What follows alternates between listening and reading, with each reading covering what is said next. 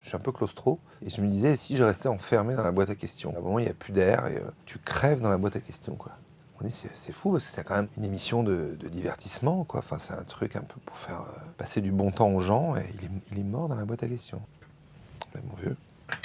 Aouh! Jérôme qui se transforme en Maïté, ça donne quoi? On a vraiment moulé, pardon, hein, le verbe est un peu cru, mais le visage de tous ces gens. J'ai mon petit mouchoir qui sert à tout, mon tablier, la petite chemisette orange qu'elle avait, et il y a l'anguille. Parce que dans tous les bêtisiers où il y a Maïté, il y a évidemment l'anguille. Une lichette d'Armagnac. Allez, mets la lichette. Oh, Micheline, là, c'est quoi ce petit pissou de vieille, là? Allez, on y va! On n'est pas au couvent des oiseaux, Micheline. Je sais pas ce pas où, là. Voilà. C'est quoi le secret pour parodier une émission de télé sans vexer personne? Je dirais qu'on sente spontanément que tu aimes l'émission et que tu aimes ceux qui la font. Je me souviens quand j'étais gamin, j'imitais ma grand-mère ou ma grand-tante devant elle et puis ça les faisait rire et on riait ensemble et en fait c'est ça quoi, c'est de rire avec et jamais contre. Vous noterez ça, c'est le patron de boîte, vous noterez ça Magali, c'est très bien. Oui, oui, je note monsieur le président. Quels sont les critères pour entrer à la Star School? C'est une parodie de la Starac évidemment. D'abord parce qu'il y a Nikos, que c'est quand même un des patrons de la télé. Nikos, c'est toujours la famille. Le papa, va bien le papa, la maman, famille, va bien, ta soeur, ton fils. Ça va, j'en ai pas, mais il va bien ton fils. J'en ai pas, mais il va bien. Ça va. C'est bon ça, Lou. Et la boîte à questions, tu l'aurais parodiée comment? J'aurais mis 500 ampoules. Je sais pas. Mais attendez, on n'est pas... On ne parle d'un homme que quand il est mort. Hein. Il y aura peut-être une saison 2. Il y a quoi d'improbable dans le placard de Jérôme Commandeur? Il y a vraiment des boas, des bottes de femmes, mais en taille 44. Et d'ailleurs, ça m'est arrivé une fois à Orly. Le vigile me prend le truc habituel. Est-ce que je peux regarder dans votre sac? Je dis bien sûr. Et il sort du rouge à lèvres, des lunettes de femme. Il y avait des sous-vêtements. Enfin, il y avait tout un bordel dans mon sac. Je lui dis, bah non, mais c'est parce que je suis humoriste et là, je vais faire des sketchs sur scène. Et là, il me regarde et me fait... Genre, on a compris, monsieur, ce que vous faites. Allez-y, pas de problème. Vous savez, on en voit passer du monde à Orly. Quand retrouvera-t-on Jérôme Commandeur au cinéma? Bah là, je tourne mon prochain film qui s'appelle T'as pas changé et sur scène un peu après. Et chez vous, cuisine à domicile, voyance, tarologie, enfin bon, tout est sur mon site.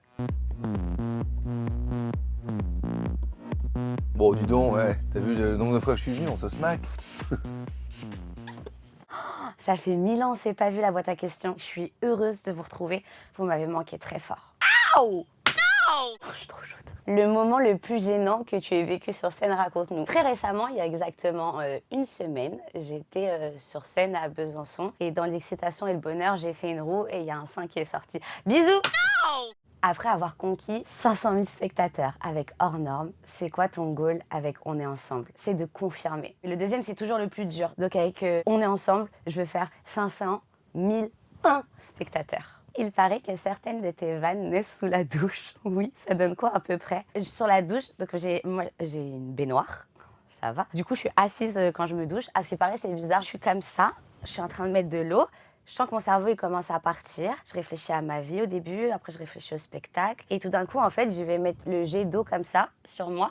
Et je vais faire... C'est très grave de vous raconter ça. Et je vais faire des bulles en fait avec l'eau. Et je suis comme ça. Et là, il y a plein d'idées qui viennent. Comment choisis-tu les personnes que tu fais monter sur scène? Ma première règle de base est la suivante. Je parle tout le temps aux gens qui sont au fond. En majorité. Moi, je crois énormément aux énergies, ok? Et j'ai pas de choix particulier, genre je marche dans la salle et en fait, je sais pas, il y a quelque chose qui va m'attirer chez quelqu'un à un moment donné en termes d'énergie. Et c'est toujours la folie. Croyez aux énergies et au fait que les humains, on est fait pour frictionner à un moment donné de la vie. Le pas de danse qui t'a marqué dans Danse avec les stars. On imagine que le siège, c'est Christophe Licata, d'accord? Il me porte comme ça. Genre au début, je suis comme ça sur lui. Ah putain! Yeah!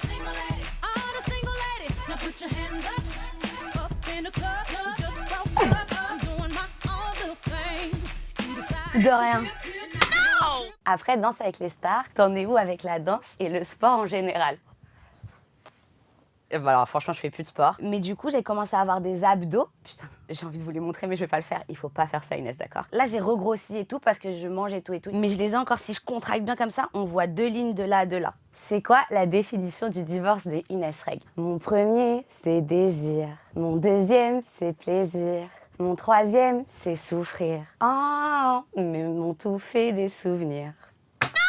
Est-ce que quelqu'un met des paillettes dans ta vie en ce moment? Vous savez qui met des paillettes dans ma vie en ce moment? C'est Inès Reg. Je me suis rendu compte que dans la vie, il y a les receveurs et les donneurs et je pense que je suis à moi-même genre un énorme bocal de paillettes et que je dois en partager avec tout le monde. Et je m'en donne comme ça et j'en donne partout. On se sent comment quand on est l'artiste qui a fait le plus de vues depuis la... les gars! Pardon, je me concentre. On se sent comment quand on est l'artiste qui a fait le plus de vues depuis la création de la boîte à questions? Je suis trop contente. J'ai toujours regardé cette émission et c'est une fierté immense. Et du coup, c'est grâce au public, c'est grâce à vous, en fait. Quand j'ai vu l'article et tout, j'étais en mode genre, waouh, je suis cette nana-là. Merci de tout mon cœur. C'est moi qui fais le plus de vues. Ah, single ladies. Oh, oh, oh, oh. Pardon. Humble.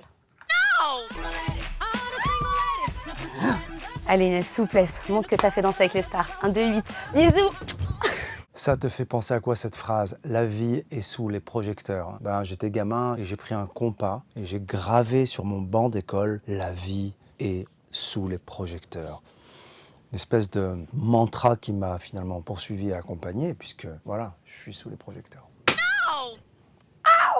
Tu l'as rencontré, Steve Carell, le gros américain. J'ai jamais eu la chance de rencontrer Steve Carell, je l'aime beaucoup. Lui, il a inventé un accent, je m'en suis inspiré, ça m'a aidé en fait. Le fait simplement de rouler les airs, je me suis permis plus de choses. C'est quoi le plus sympa quand on double un dessin animé? C'est quand on le montre à nos enfants. Gad qui se transforme en mignon, ça donne quoi?